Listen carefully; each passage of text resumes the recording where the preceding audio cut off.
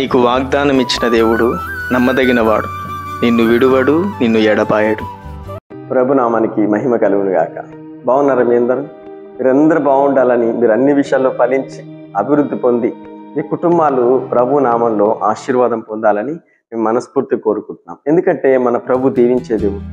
కరువులో పెట్టడు, ఇబ్బందులు పెట్టడు, సమస్యలో పెట్టడు. ప్రతి విధమైన బంధకం నుంచి విడిపించే దేవుడు, రక్షించేది. ఆయన ఆశ్రయించిన ప్రతి ఒక్కరి జీవితంలో ఆయన తప్పకుండా అద్భుతం చేస్తాడు. చదువుకుందాం.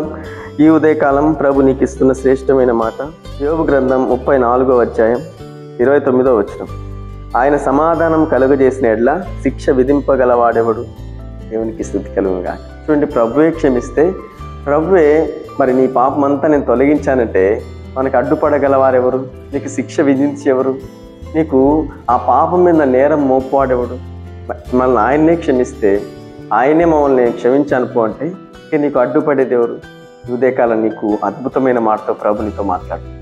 మన జీవితంలో మన మీద పాపం నేరారోపణ చేసినప్పుడు మనం చాలా భయపడతాం, కృంగిపోతాం. అమ్మో నేను చేశాను కదా, నా మీదకి అది వస్తుందేమో, ఇది వస్తుందేమో.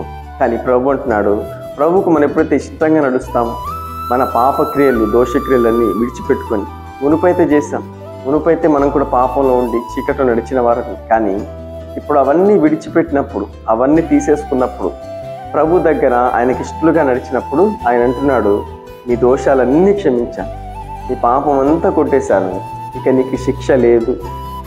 ఆ మాట ప్రభు అంటే ఇక మనకేంటి భయం, ఇక మనకేంటి ఇక చింత, మనకేంటి దిగులు.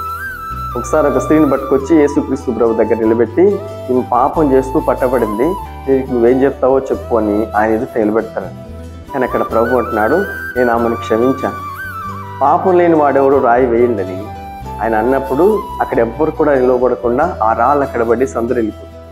చూడండి, ఆమెను ప్రభు క్షమించాడు కాబట్టి ఏ ఒక్క రాయి ఆమె మీద పడలేదు, శిక్ష ఆమె మీదకి రాలేదు. దోషము ఆమెను హింసించడానికి దోషం ఆమె మీద ఆరోపణ చేయలేదు. ఆమె విడుదల పొందింది, దేవుడు ఆమె క్షమించాడు. ఈరోజు ప్రభు నీ మీద ఉన్న ఆ దోషములన్నీ క్షమించాడు, ఆ పాపములన్నీ తొలగించాడు. మనం ఎలా ఉండాలంటే దేవునికి ఇష్టలుగా, పరిశుద్ధమైన మనసు కలిగి, పవిత్రమైన ఆలోచనలు కలిగి ఆయన్ని సేవించడానికి, ఆయన ఆరాధించడానికి, ఆయన నమ్మి ఆయన జాడలో నడవడానికి మనం ఇష్టం కలిగినప్పుడు ప్రభు నీ జీవితంలో అభివృద్ధిని చూడబోతున్నాం.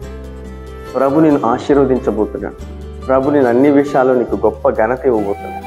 ఎందుకంటే ఆయన్ని ఆశ్రయించి ఆయన పాదాలు పట్టుకొని, ప్రభువా నా జీవితం ఇదేని ఆయనకి చెప్పినప్పుడు తప్పకుండా నీ జీవితాన్ని కళగా మార్చేదేవు, నీ బ్రతుకును వెలిగించేదేవు, అందరికీ ప్రయోజనకరమైన వ్యక్తిగా నిన్ను మార్చేదేవు. మాట పట్టుకొని ప్రార్థించు, మాట పట్టుకొని మంచి తీర్మానం తీసుకో, చెడ్డ క్రియలన్నీ తీసేసుకొని ప్రభువును ఆశ్రయించు. దేవుడు నిన్ను వెలిగించి అందరినీ వెలిగించేలా నిన్ను మార్చబోతుంది. ఈ వాగ్దానం నీ జీవితంలో ఆయన ఫలింపజేసి ఈరోజు అంతా ఆయన మీకు తోడే ఉండి నడిపించుగాక. ఆమె కళ్ళు మూసుకొని ప్రార్థనలు ఏకీవించండి. మీ అందరి కోసం నేను ప్రార్థన చేద్దాం. మహాపరిశుద్ధుడా, మహిమగల దేవుడానికి స్తోత్రములు నాయన. ఈ మాటలు వింటున్న ప్రతి బిడ్డలు ఏ శాపంలో ఉన్నారో, ఏ దోషంలో ఉన్నారో, ఏ అపవిత్రతలో ఉన్నారో వారందరినీ ప్రభువా ఆ పాపక్రియల నుంచి విడిపించి పరిశుద్ధమైన మనసు కలిగి నిన్ను వెంబడించే భాగ్యం అనుగ్రహించమని ప్రార్థిస్తుంది. నువ్వు సమాధానం ఇచ్చినప్పుడు ఎవరు శిక్ష విధింపగలడు అంటున్నావునే, మాకెవ్వరూ శిక్ష విధింపలేరు. ఎందుకంటే మమ్మల్ని క్షమించావు, మమ్మల్ని ప్రభువా మమ్మల్ని మరలా వెలిగించావు, మమ్మల్ని దీవించావు. ఈ ఉదయకాలం ఈ మాటలు వింటున్న ప్రతి బిడ్డలు తీర్మానంలోకి నడిపించమని ప్రార్థిస్తున్నాను. ఉదయకాలం మ్యారేజ్ డే, బర్త్డే జరుపుకుంటున్న ప్రతి బిడ్డలను దీవించండి, ఆశీర్వదించండి. బిడ్డలకు చేయబోని కొరకు ప్రతి ప్రయత్నం సఫలం చేయండి. ప్రతి కుటుంబాన్ని వెలిగించు, ప్రతి కుటుంబాన్ని సమాధానంతో నింపు, ప్రతి కుటుంబానికి క్షేమం కలిగించమని ప్రార్థిస్తున్నాం. నీ బిడ్డలు వెళుతూ వస్తున్న ప్రతి మార్గంలో తోడుగా ఉండండి. స్కూల్కు, కాలేజీకి వెళ్తున్న ప్రతి బిడ్డలకు తోడుగా ఉండండి. ప్రతి శోధన నుంచి తప్పించు, ప్రతి అపాయం నుంచి తప్పించు, ప్రతి కీడు నుండి విడిపించమని ప్రార్థిస్తున్నాం. ప్రభువా ప్రతి ఒక్కరిని విశ్వాసంలో బహుగా వృద్ధి పొందించున్నాయి.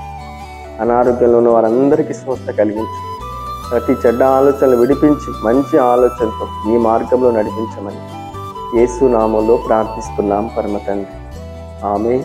ఈ వీడియో చూసిన ప్రతి ఒక్కరిని ప్రభు దీవించి ఆశీర్వదించును గాక. ఆమేన్.